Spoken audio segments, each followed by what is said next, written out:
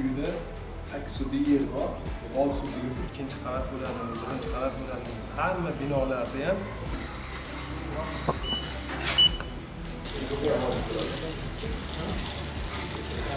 sog' bo'linglar.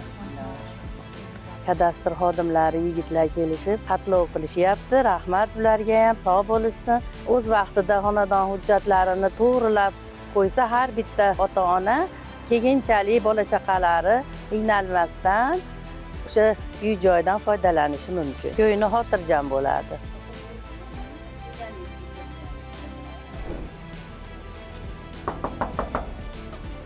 Qarshi shahar kadastrdan keldik.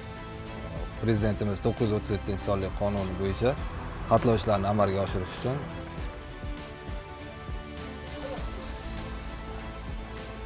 270.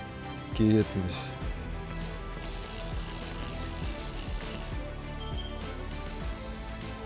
Necha ekan? 722.